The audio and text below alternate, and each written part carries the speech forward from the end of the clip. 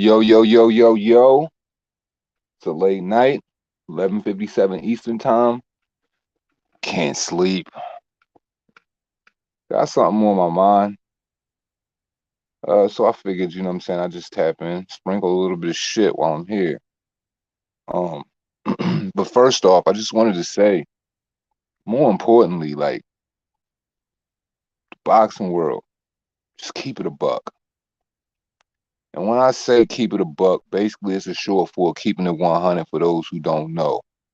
And what that means for those who don't know is just keep it solid.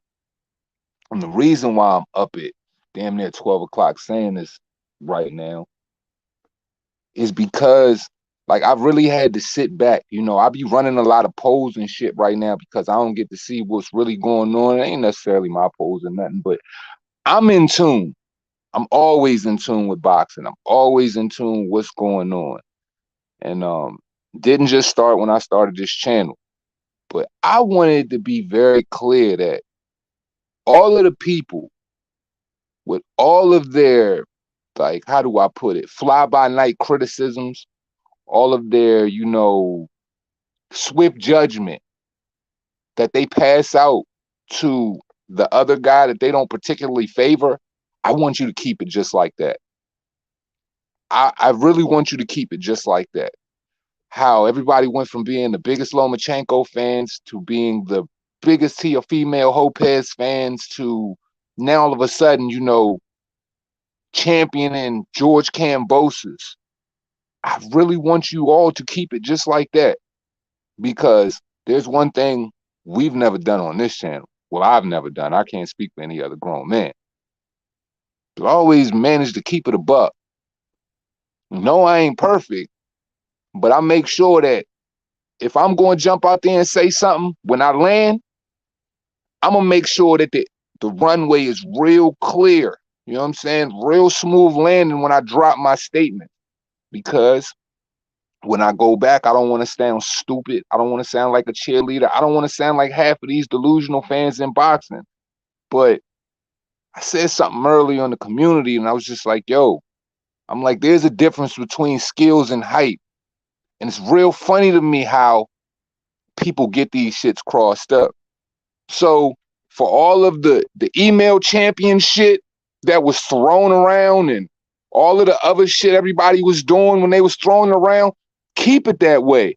Because it seems to me you're definitely going to keep it that way until you see him put hands and feet all on this dude. Now, I'm not saying which way it's going to swing or whatever. Well, really, I am kind of saying, because I'm speaking for me. I've always felt like this kid was the best at 135. I've always felt like he was the most talented with the most upside.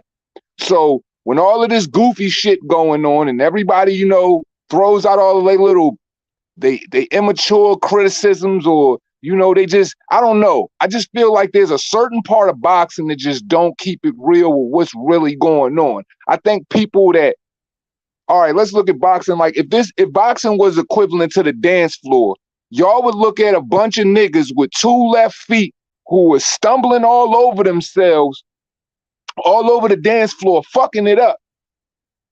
But you'll see the other guy over there pop locking, doing the whole Chris Brown shit and all of that. Y'all will ignore all that he got going on over there and pay attention to the guy with two left feet. Why? Because it's a favoritism game. I get it. You're going to run with your favoritism lie. But look, don't let the shit blind you with the stupidity. So for me, I expect everybody, when anybody talk to me, or when anybody talks about whatever takes place on June 5th or whatever, especially if you sensationalize it, bro, just keep that shit the same. I still don't want you to fuck with him. I still don't want you to give him his respect. I still want y'all motherfuckers to still talk that email champion shit and all that other wild shit that you always talk. You want to know why I want y'all to talk that shit? Because I'm not going to fucking believe you if you say anything different. I've been around. I know who says it. I know who says it, whatever the case may be. And this ain't no whole cheerleading campaign. This is just the fact where I'm just like, bro, if you're going to be a fan of the sport, can we keep it authentic for a half a minute? Let's just keep it authentic for a half a minute. Because it says a lot about a young man that gets constantly disrespected, who was only willing to do what half of the other guys that wasn't even willing to do. And I still don't understand the disrespect. I don't hear no hats off to the youngin' for doing what he doing, you know, and I'm not for dudes taking less money in boxing. So let's not get that twisted. But here's the thing about this sport that we have to understand, and this is why we got to cherish individuals like Dev who are in this position. How many of these other motherfucking kids are willing to do that? Take less to prove that they're that good. To take less to prove that they're that good. That's one spot we fall short in the sport. And it's going to be a lot of motherfuckers who are like Devin Haney, who are going to have to take less, or who are going to have to believe in themselves to put themselves in this position, because this is what it's going to take. It's going to take the motherfucking champion sugarfooting and giving you all types of bullshit type of conditions to make you not want to take it. But it's going to take a nigga like a Lomachenko or a nigga like a Devin Haney to jump in that situation and jump in the driver's street, because they know what they benefit from by jumping in that chair. Like, yo, when I get them all, when I get all of the marbles, okay, this nigga fans over here, they gonna come with me. This one fans over here, they gonna come with me. And if they ain't already with me, they gonna take notice. They gonna have to bow down on some level. The respect is gonna have to become real. I don't care about the dislike. All my thing is the respect. And I think that we just, you know, we look at it from a favoritism aspect, and we call boxing a dime practice 24/7. Everybody calls it a dime practice. Well, shit. Thank the motherfucker for livening it up a little bit for you. Thank the motherfucker for giving you some type of, you know, vitality when it comes to the sport, because, yo, it's been a lot of cold summers. It's been a lot of off days when it's been a lot of off weekends when it should have been a lot of on weekends. So for me, I'm looking at it not because everybody know that I've always believed in the kid's skill. I'm looking at it because I'm just like, damn, for all of the bullshit weekends y'all got, and for all of these so-called champs that y'all believed in, and they showed y'all that they be tucking their coattails and they don't want to fight, man, it's got to be something in the water where everybody don't want to fight these kids, this kid, and a lot of these other guys don't want to fight the other kids. But the point I'm trying to make is, this is a young guy in the driver's seat that's willing to do what a lot of veterans aren't willing to do. Is willing to, and he's showing the youth that's coming up beneath him a whole different way. Like, yo, if you want to get this shit, you got to be ready to go to work, bro. You got to be ready to put your hard hat on, carry that lunch pail to work. And sometimes that means taking less. And understandably so. If you're not looking at the money like the money is the end goal, the money is going to come to you. That's the easy part. Being great takes work. And we constantly, you know, patting these other guys on the back. So all I want for the fans, you know, keep it a buck. I wanted to do this shit a little bit before 12 because I was going to do a whole lot of trolling and shit because it was April Fool's, and I knew that, and I was going to say a whole bunch of bullshit that I ain't really mean. But nah, I mean this shit. I just really want everybody to keep it a buck, seriously, because it gets old really fast. George, what's goody? John B. Poetic, what's goody? Tyrese, what's goody? Like, it's just, for me, that it's just like, yo, it's so much bigger than who you want to win. For me, I feel like a whole culture is on the line. A whole culture is on the line that could be presenting a whole different way for a whole different type of young crowd. Because honestly, that's what we're supposed to be ushering in. The guys that are, you know, 30 plus or whatever, they only got so much time. So of course they're going to try to maximize their output, or at least I would like to think they're trying to maximize their output in the sport. But when I'm looking at guys like him, and I'm looking at guys like, you know, the Keyshawn Davises of the world, or I'm looking at guys like Shakur Stevenson of the world, and I'm looking at how, you know, but the ones that are in the driver's seat already, that have the belts, that are already doing their thing, you know, the Virgil Ortizes of the world, the guys like the Boots Ennings of the world who seem like they really want to smoke, that are really trying to put themselves in all the position to get the titles. These are the ones who we want to see operating like this. So it's just really funny to me how, you know, like, it's like I said, once again, it's one thing to shoot down if you're a fan, but like, yo, let's not act blind to what the case really is here. This kid has gotten all types of mistreatment from the whole entire boxing world about everything that he's ever been, ever since he stepped in the ever since he was on the, you know, the broadcasting scene. Ain't nobody really took to this guy for reasons that are completely out of his control. All that's just the truth of the matter. But when the smoke clears and we look around, who's handling it and how they're handling it? Seems like Devin Haney, the only one, is willing to really put in that right type of work. And I'm not speaking less of George Kambosos like he's just some guy who's willing to be there. Nah, hats off to him, dude. But we know what he's been doing. We know what he's been doing. And we know what the boxing world has been doing. And I'm sure if you guys have had conversation, especially, the whole gang over here, all my subscribers, you guys, like, I can even look and tell when it comes to the voting systems or whenever I post something to vote, and I even look at the percentages, and not even based on like some narcissistic shit like everybody should go. It's not, I make it to where everybody makes a choice, of course, but I can tell by the voting system and when I analyze it from a hypothetical perspective or whatever, that pretty much everybody has a solid, strong state of mind and really understanding what's going on in boxing and who's doing what, and realistically having their mind in the right direction of what they see. It's just all over the boxing world to where it like gets weird. Like the Twitterverse, it gets weird. Instagram, it gets weird. And all these other places where people just like to, just, I don't know, ride coattails. I understand that, human beings, we live to kind of like fit in, but boxing isn't a sport to where you should try to like fit in. You should just, if one guy's more skilled over here and you see more upside, cool. Fish, shout out to Fish. He made a very good point to me. He was like, yo, Devin realistically doesn't exist at 135. His body weight doesn't really resonate with 135 anymore. It's more of a, he's getting bigger. He's growing up. So he could run into some problems with Kambosos. And when he said that to me, I was like, yo, you make some very good points, but I still don't believe that to be the case. But I think that, that's something to look at, and that could be something that plays out through 12 rounds. Do I think it's going to be a great fight? Absolutely. Absolutely. Because if you look at them both stylistically, they both going to throw a bunch of punches at you. Devin's more finesse. George is more cool with roughing you up. He's more streamlined. He's going to get at you. He's going to try to mix it up inside. He's got that shorter wingspan, so he likes to, make his uppercuts and his hooks and all of that shit count on the inside. But he can put punches together, and, he can put you on your ass if you're slipping. So it's definitely a great fight. It's on a big stage, but my whole thing is the sacrifices, man.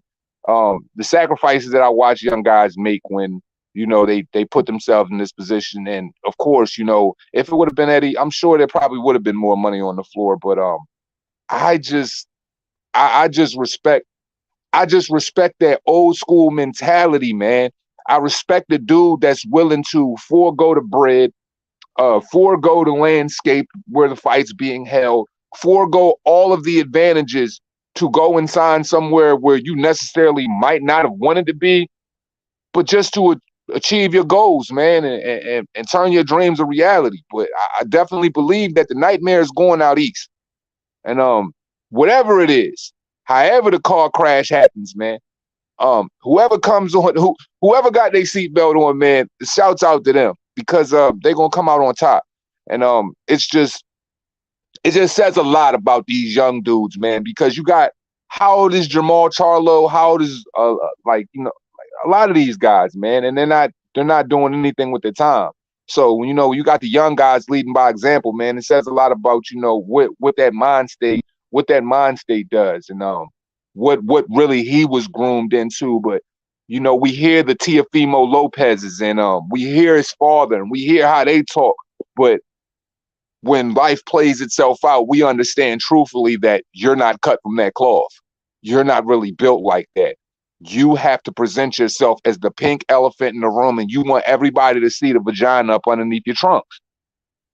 And your pussy was popped. And now it's just a bunch of hot air blowing and a whole bunch of sarcasm and shit like that. And I'm going to be honest with you, definitely in a different time when it comes to boxing with the whole internet circus shit and like that. And I really don't, I can play in it, but I don't really care for it, because it's just like, yo, every dude that happens to perform on one night, man, they get all of this extra. They get all of this extra season sprinkled on their name, and they get all of this huge fan base, and it's just like, yo, we're giving it to them too fast. So for me, it's just like, man, I watched this kid, ascend by opposition after opposition, regardless of however people feel about his title. And Yeah, rightfully so. He's definitely the right guy in this position. And he's always wanted to fight all of the other guys in that position. So yeah, I'm definitely rooting for this type of climate in boxing because honestly, for me, the better fights, the more guys that are mixing it up, there's the more content I could sit back and I could therapeutically put together and know that, that I'm not wasting my time here. And honestly, I felt like, yo, it's just like one of those things where I don't want boxing to feel for me or to fake for y'all to feel like, yo, I'm putting forth together some content that I really don't have my heart into because I'm highly invested in boxing just for the love behind it. So, when it's genuine like this for me, this is the type of shit that I get up for. The Ugases and Errol Spence fights and all of that shit is cool, but the world wasn't clamoring for that. It took us this long to get here. We shouldn't even had to jump through hoops for it. Like, yo, I did a poll, right? I don't know if y'all remember this shit, but I did a poll and I was like, yo, who would you guys rather see George Kambosos fight for undisputed? Like, and a majority of motherfuckers really wanted to throw Lomachenko in that driver's seat. I'm just like, I just couldn't understand that. But it's just like, but for whatever reason the case may be, cool. I'm just like, bro, I wouldn't want to put that before undisputed. Or it's just maybe people wanted to see him get his title back that bad, or whatever the case may be, cool. But for me, if Devin beats George, I don't see why that can't happen next. You know what I'm saying? And honestly, it'll just benefit them all. I think it'll benefit them all. So my thing is, man, progress over all things, progress over all things. And like, yo, let's just have like, and I'm like, I don't know. I guess what I'm trying to say here is that when it comes to boxing, it's not about anybody. Like, I guess for me growing up, I should say, a champion wasn't about whoever had the belt. It was more than that. And it seems to me like right now, I feel like boxing is more about, it's not about, it's just about whoever got the belt at that time. You know what I'm saying? And more or less the reign. You know what I mean? Like, I'm used to seeing certain type of champions reign. I'm used to seeing them carried a certain type of way. So if you don't get that, I kind of get upset about that. So um, instead of all of these fake guys being in this position, like, yo, it's cool to have, some real ones in the position that's really willing to play the part, or a guy, whether win or lose, certain individuals are going to play the game a certain way. And I'm trying to get away from that shit. That's why I always say, like, yo, certain people aren't necessarily built to be world champions, or just because they're world champions, they're not great. And they give, and it's a lot of guys who give me that energy, but looking around, I get a Nui versus Daenerys too, Roman versus Fulton and all of this other shit going on.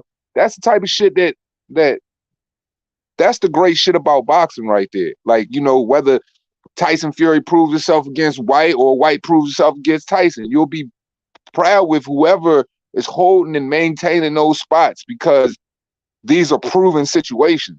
It's the unproven situations that become the nail on the chalkboard. It's the unproven situation that makes people want to disconnect from boxing. It's the WWE antics outside of the ring, the loud bravado outside of the ring, but the getting your ass whooped in the ring, unless we talking about Blair Cobbs. We enjoy every bit of that.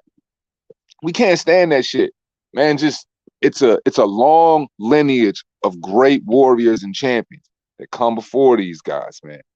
And man, just own that shit right, man, and just walk in that shit right, man. And if this is what it's going to look like for me, man, we're actually we on to something great here. If it's going to go back to the goofy shit, we all know what it's going to be. But overall things, man, just keep the same energy, man. George, appreciate you with the super chat, bro. He says Devin Haney was the boogeyman by default. Like, bro, that's dead ass. Like, seriously though, like, he literally ran around trying to fight everybody, and within trying to fight everybody just kind of just got amnesia. Or Devin was always like, how many individuals can you run down and try to fight, and then these individuals all say they have something better to do with their time at the time, or they got some excuse, or, you know what I'm saying? Look, man, I just got Tommy Johns, you know what I'm saying? It could be anything. They just come up with any excuse not to fight this guy, it's a lung, it's a foot, it's a girlfriend, it's a you didn't try to, make the fight happen or whatever the case may be. They always coming up with some shit when it comes to his name. So then you got to sit back and you got to ask yourself, like, is it really Devin or is it really everybody else? And when the dominoes, and I think we were talking about that last time I was live too. It's like, yo, once these guys show you exactly who they are, let's stop giving these motherfuckers passes. We ain't they fathers, uncles, aunties, whatever the case may be. We're fucking fans at the end of the day.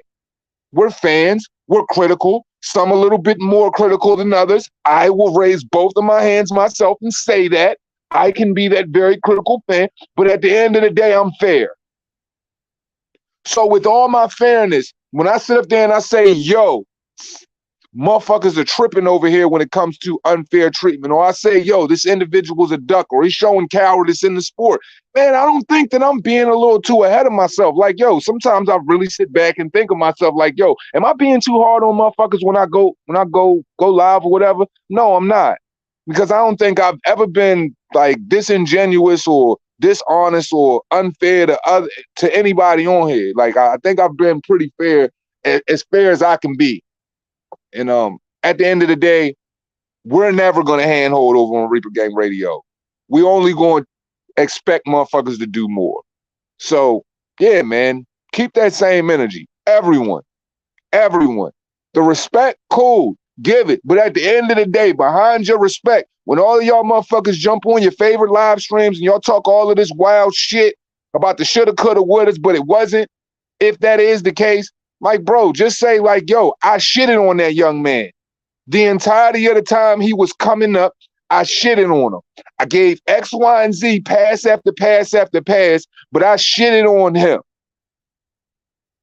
But respect to him for going out there and doing what I didn't believe he could do. Because a majority of people don't, they probably believe it for real, but they act like they don't want to see it. They really believe it, though. They really believe it, though. They just don't want to see it. Like, I get it. You don't think your man will be able to get in the driver's seat again. Or Tiafimo doing what, Jesus Christ, that guy's a freaking idiot. Just saying his name is cringe for me right now.